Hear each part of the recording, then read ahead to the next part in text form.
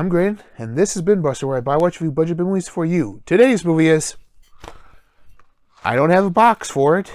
I actually found it on Amazon Prime because a guy I subscribed to in another YouTube channel mentioned that he did this movie, and so I'm like, I need to check this out and do a review for you guys. The movie is called Dependence Day. Now, I did not misspeak. It's not Independence Day. It's Dependence Day. You know, like being a dependent of somebody? Yeah, that way. This is a romantic comedy about a non-working actor named Cam, who's claimed as a dependent by his breadwinning girlfriend Alice. As he stumbles from one humiliating job to the next, he tries to find his dream alive as well as his relationship. Cam, like I said, is an actor trying to get his big break and trying to live his dream. Alice makes all the money, but she hates her job, but the money is good, so she's not going to complain about that. Well, as we go through the movie, we find out, we start off with them at the tax preparer. We see that she makes $105,000 for the year. He made $15,000. He goes, oh, you just go claim him as your dependent. That way you could get a bigger tax break. Honestly, I did not know you could claim an adult person as a dependent. I knew in the realms of like with special needs adults, physically disabled adults, that they're dependent on somebody. But in this situation, I did not know this could happen.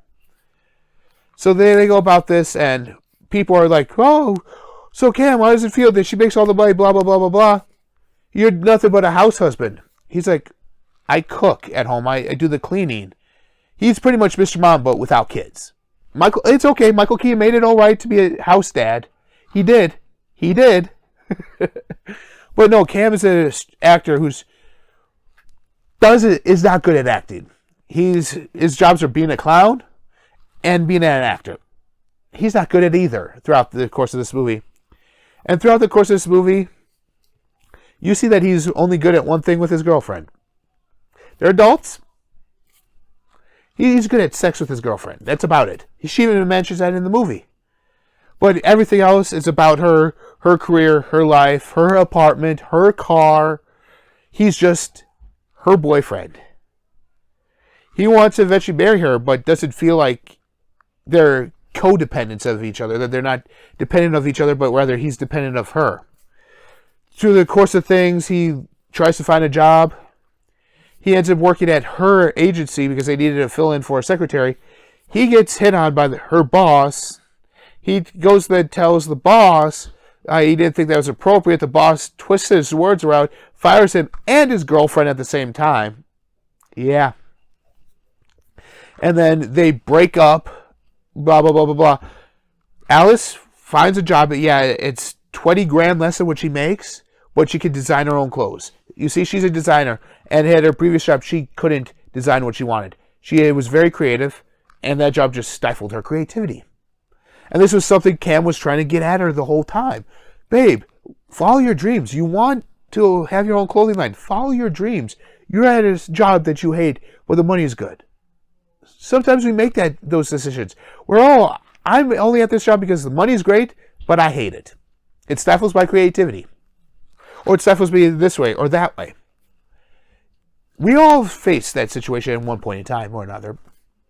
Cam's just living it out personally, trying to follow his dream while trying to help Alice follow her dream.